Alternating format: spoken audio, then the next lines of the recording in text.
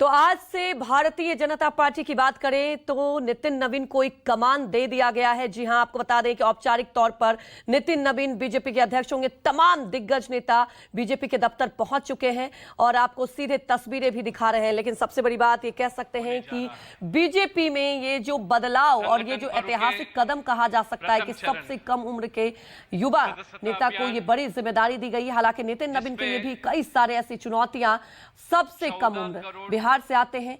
प्राथमिक समस्या माने विश्व भर में सबसे बड़ी राजनीतिक दल के नाते उभर के आए हुए हमारे उस पार्टी के हम सदस्य हैं एवं 12 लाख सक्रिय सदस्य पंजीकृत किए गए। उसके उपरांत माननीय राष्ट्रीय अध्यक्ष श्री जेपी नड्डा जी ने मुझे डॉक्टर के लक्ष्मण के नाते राष्ट्रीय चुनाव अधिकारी के रूप में तथा श्रीमती रेखा वर्मा राष्ट्रीय उपाध्यक्ष और श्री नरेश बंसल जी सांसद राज्यसभा एवं राष्ट्रीय सह कोषाध्यक्ष और हमारे संबित पात्रा जी संसद राष्ट्रीय प्रवक्ता एवं समन्वयक उत्तर पूर्व प्रदेश को संगठन के पर्व के द्वितीय चरण के अंतर्गत संगठनात्मक चुनाव की देखरेख हेतु राष्ट्रीय सह चुनाव अधिकारी नियुक्त किया। इस नियुक्त को राष्ट्रीय कार्यकारी ने स्वीकृति प्राप्त किया। इसके उपरांत प्रदेश एवं जिला चुनाव अधिकारियों को नियुक्त की गई थी। राष्ट्रीय एवं प्रदेश अपील समितियों का गठन किया।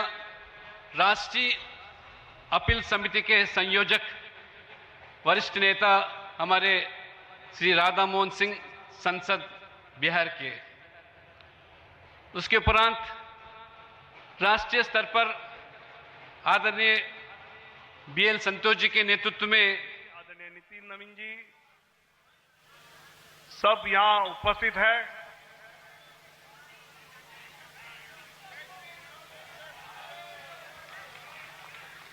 सब अपने आसन पर बैठ जाएंगे।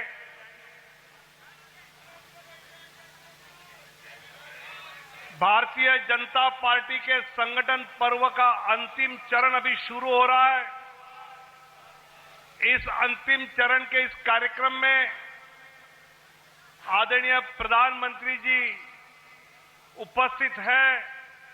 मैं हमारे राष्ट्रीय अध्यक्ष आदरणीय जगत प्रकाश नड्डा जी से अनुरोध करूंगा कि वो आदरणीय प्रधानमंत्री जी का पटका पहनाकर हम सब की ओर से और देश में जो चैनल पे लाइव देख रहे हैं उनकी ओर से आदरणीय प्रधानमंत्री जी का स्वागत करें।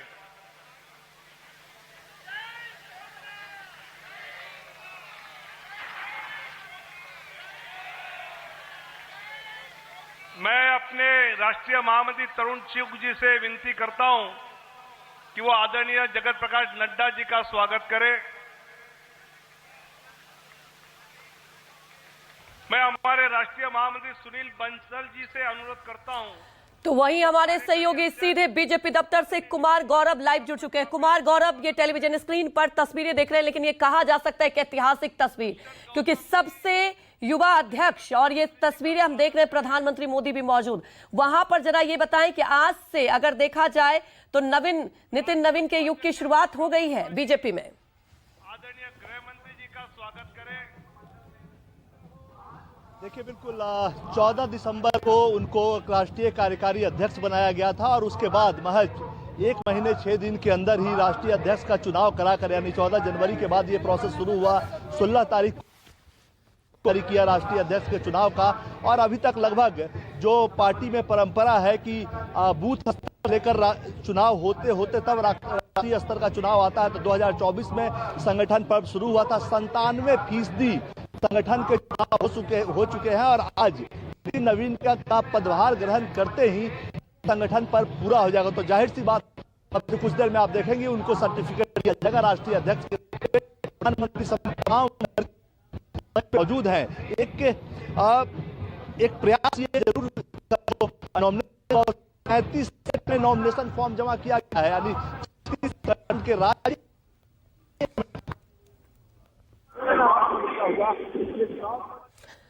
तो कुमार गौरव आपसे दोबारा संपर्क करेंगे, लेकिन ये तस्वीरें बीजेपी मुख्यालय से आपको दिखा रहे हैं और ये तस्वीरें भारतीय जनता पार्टी के लिए कहा जा सकता है कि एक बदलती हुई तस्वीर सामने आ रही है। एक प्रधानमंत्री मोदी भी मौजूद है मंच पर और नितिन नवीन की ताकत को और ज्यादा मजबूत आप कह सकते हैं कि ये तस्वीरें दिखा रही हैं। सबसे बड़ी बात यह है कि नितिन नवीन सबसे युवा बिहार से आते हैं और बिहार के लिए भी कहा जा सकता है कि पहली बार जी हां बिहार से कोई बीजेपी के राष्ट्रीय अध्यक्ष के तौर पर चुना गया है, तो बिहार को केंद्र में कितना मजबूती और सक्रियता भी कही जा सकती है इस बदलाव से। हालांकि आपको बता दें कि नितिन नवीन के लिए भी चुनौतियां बहुत सारी, संगठन को और ज्यादा मजबूत करने की जिम्मेदारी दी गई है, लेकिन इससे यह तय हो चुका है इस नाम के बाद से कि बीजेपी युवा चेहरों को और युवा दिशा में, युवा के भविष्य को लेकर जिस तरह से सक्रिय है, ये कदम उसी दिशा में कहा जा सकता है।